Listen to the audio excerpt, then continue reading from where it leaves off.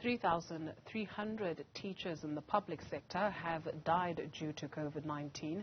During the budget vote speech for the 2022-2023 financial year, Basic Education Minister Angie Motshekga outlined the impact of COVID-19 on the sector. We're joined now to elaborate on this or to get perspective on this by Sadtu spokesperson Xolani Fakude. Thank you very much, sir, for availing yourself this afternoon. How would you characterize this loss for the sector? Thank you very much, Tutuzile. First, let me greet you. Let me greet the viewers of Newzroom Afrika as well. Naturally, Tutuzile, 3,300 for us as education workers is not a small number. In fact, one life lost is one life too many, particularly to this invisible enemy that we call the COVID pandemic. What is clear, Tutuzile, is that the 3,300 teachers were actually standing in front of even more thousands of learners. And this is happening against the background already whereby we have a chronic problem of school infrastructure. And we've got also a chronic problem of how we also fund certain emergency things in basic education. So it is only the fatalities, 3,300, condolences to their families and their learners as well. The numbers are quite high, and in a sense, we should also bear in mind that these statistics are also only up to the 31st of December 2021.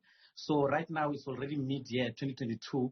You might find that actually the numbers have increased. So it becomes important for us that we really continue to push back against this invisible enemy, especially in the sector, in basic education. So all those other non-pharmaceutical interventions, for instance, that we know about, they need to be continuously observed.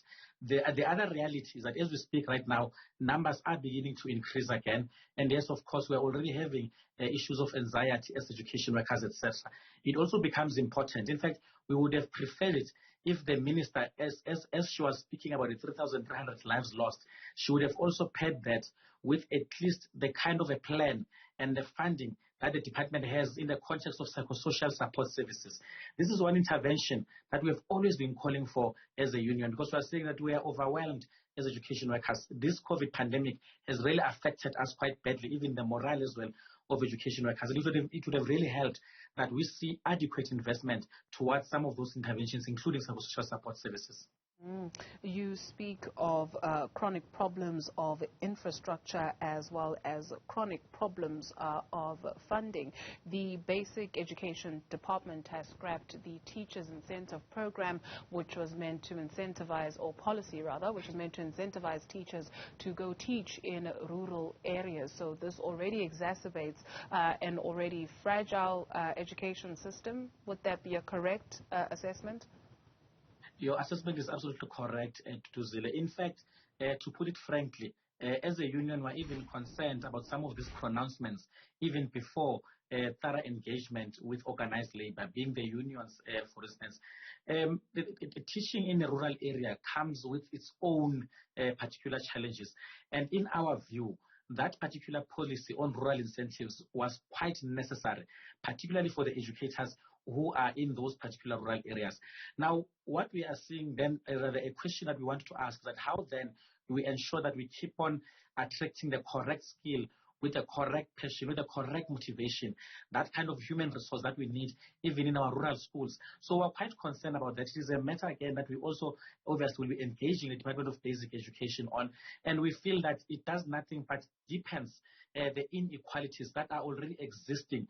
So we are then saying that it also becomes unfair that it becomes those educators who are in the rural areas who must now suffer on the basis of administrative inadequacies, and also on the basis of what clearly is becoming austerity measures that are being brought into the Department of Basic Education and other public services. And this is being done through the back door. So it is a concern for us. It is a very demoralizing factor for those educators who are in the rural areas. And we are saying that we are going to continue engaging the Department of Basic Education even in this regard. I do wonder then what your submission will be in these engagements, as the department has cited money issues or budget constraints, and you speak of austerity measures which are being pushed behind closed doors or at the back door. So what then will your submission be on this issue? Well, our submission is simple. Our submission is that education is an apex priority. As this country, with for the National Development Plan, one that we all aspire to see the objectives thereof. And we are saying that if we've got this apex priority called education, which we know that is on the basis of how our society even develops, therefore the investment into education equally needs to speak to that. So what we'll be saying is that let us have this conversation, but also let us make sure that other individuals as well who are supposed to be held accountable, either from a context of policy implementation or even through other means whereby we see funds that somehow find themselves going back to treasury from various departments because of underspending, sometimes even because of wasteful expenditure. There must be accountability in that regard. It is our view to do that education is an apex priority. Now, this apex priority needs to be taken care of, and we must see education as an investment towards our own society, South Africans. And therefore, we must do everything that is required for us to make sure that even the budget part of it speaks to this particular apex priority. You speak of education being an apex priority. From your engagements, if you do have members in KwaZulu-Natal and the Eastern Cape that have been affected by the heavy rains that we saw, what are they reporting to you in terms of, efforts to rebuild, especially in the most far-flung areas, as we are still awaiting for that money to come through from Treasury?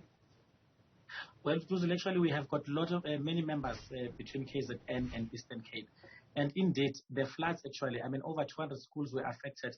They did actually even affect how we even ourselves education workers deliver on the curriculum in those particular premises.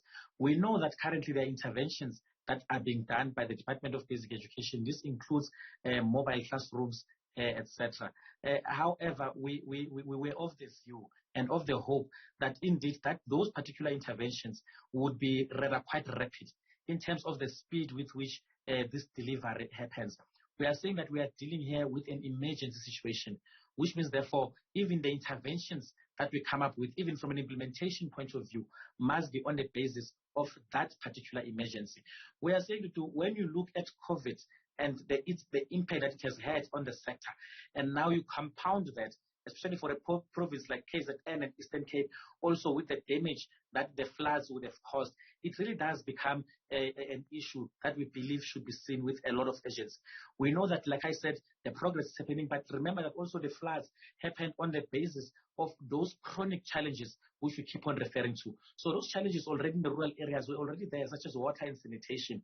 Already we do have got a challenge of education infrastructure with not enough classrooms. And we're even seeing classrooms that are like mini-mass meetings, for instance, and not just normal classrooms. So our members are raising that concern, especially in those particular schools. But we are coming with a number of interventions ourselves as a union.